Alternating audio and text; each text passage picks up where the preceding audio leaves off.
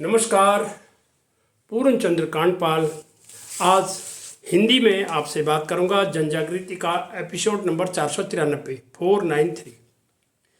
आज मैं बात ये करना चाहता हूँ बच्चों को जो चीज़ें घर में न बताई जाती हैं और जो स्कूल में नहीं सिखाई जाती। What is not talked at home and what is not taught in school. जो बात स्कूल में सिखाई नहीं जाती, जो बात घर में बताई नहीं जाती। आप बोलते होंगे ये क्या चीज़ें हो सकती हैं जो स्कूल में सिखाई नहीं जाती और घर में बताई नहीं जाती। आज मैं उन्हीं बातों के साथ आपके सामने आ रहा हूँ और बच्चों के बारे में। सेवानिवृत्ति के बाद मेरे मन में आया कुछ गरीब बच्चों को 1 घंटा जो है मैं कुछ जनरल नॉलेज, कुछ देश के बारे में, कुछ समाज के बारे में, कुछ सब कुछ यही चीज़ इसी टॉपिक पर मैं उनको बताऊं। तो शाम को पार्क में जाते थे, 2 बच्चे इकट्ठे हुए, 3 हुए, 4 हुए, 5 हुए, 10 हुए। इसी तरह काफ़ी बच्चे इकट्ठे होने लगे और मेरी बातों को ध्यान से सुनने लगे। उसके बाद वो समय बढ़ने लगा, 10 मिनट, 15 मिनट, बढ़ते बढ़ते आधा घंटा, फिर वो 40 मिनट का भी होने लगा। इसी तरह से एक व्यक्ति ने ये कहा कि भाई ऐसा है, अगर आप ये नियमित करते हैं तो आप मेरे छत में आ जाइए, तो आपको मैं छत में बैठने करा दूंगा इंतजाम। और वहाँ छत में बैठने लगे। लेकिन अचानक जब बारिश आई तो फिर कहाँ जाते, तो सीढ़ियों में नीचे बैठे। तो जो जीना होता है ऊपर को छत को जाने वाला, उसमें बैठ जाते थे।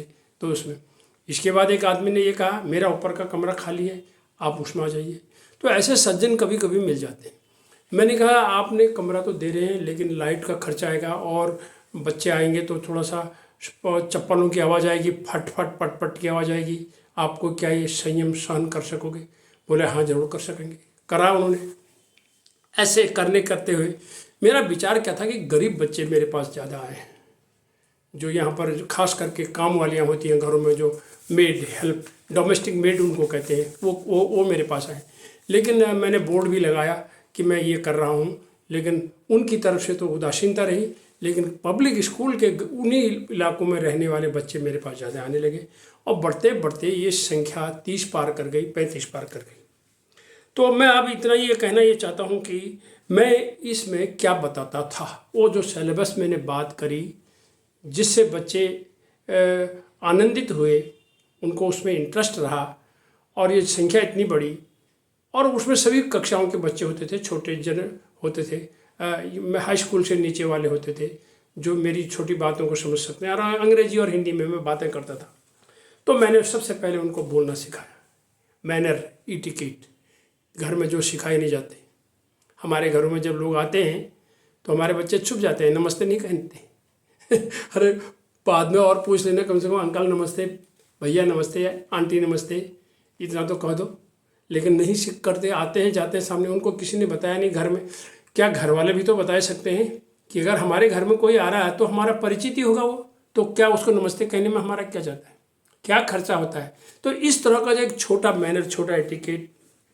फिर मैंने बच्चे आपस में गाली गलौज करते हैं, अशिष्ट भाषा को कैसे रोकना है कि आप न बोलोगे न किसी को बोलने दोगे, और जो बोलेगा उसको धीरे से प्यार से टोकोगे।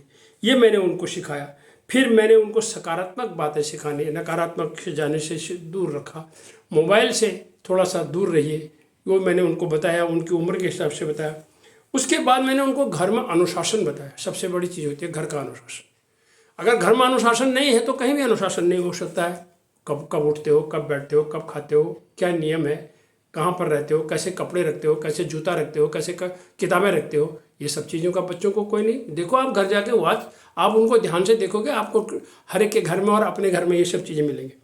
उसके बाद समय प्रबंधन, टाइम मैनेजमेंट है। अलार्म भर दिया है तो अलार्म के हिसाब से उठना है और उसी हिसाब से खेलने का समय कितना हो, उसके पढ़ने का समय कितना हो, किस तरह से उसको बांटा जाए, किस तरह से किताबें घर में रखी जाए और डायरी कैसे मेंटेन करी जाए। ये सारी चीज़ें मैंने उनको बताया। यहाँ तक कि मैंने उनको अपना बस्ता सजाना कि आप बस्ते की हालत क्या हो रही है, आपकी किताबों की हालत क्या हो रही है, आपका जो टाइम टेबल डेली का कैसे है, स्कूल के सवेरे जाने वाले कपड़े वो उनको रखने के लिए आप स्मार्ट बन के दिखें, अच्छा दिखें। वही कपड़े आप पहनते हैं, धुले हुए होते हैं, तो स्मार्ट बन के बन चलिए। आपका जूता ठीक से होना चाहिए, होमवर्क का आपने जोड़ करना है, कपड़े आपके ठीक होने चाहिए। और खाना जो है आप इतना भी ना खाइए कि आपको लोग गोलू कहने लगे, मोटापा आ जाए। फिर आपका वजन बढ़ने लगा। फिर आपको मैंने उनको ये तक बताया कि आप मैगी, बर्गर, मोमो और आलू फिंगर, इन सब चीज़ों से थोड़ा सा दूर रहिए, थोड़ा सा खेलिए, थोड़ा सा घूमिए, ये चीज़। और अपने घर के सब्जी जो हमारे परंपरागत खाना है, पराठे, हरी सब्जी, फल, विटामिन, दूध, इनकी तरफ मैंने उनको कहा। और अक्सर ये सभी बातें होती थी, ये बातें स्कूल में नहीं बताई जाती, न ये घर में इनकी चर्चा होती है। तो मैंने इन 35 से लेके 40 तक के बच्चे ये हो गए थे।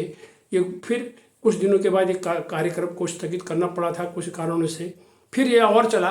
तो मैं इतना ही कहना चाहता हूँ, आज भी मुझे पार्क में जहाँ पर भी 2 भी बच्चे मिलते हैं, अगर वो चर्चा करते हैं तो मैं उनके लिए 10 मिनट का टाइम निकालता हूँ और मैं ये करता हूँ।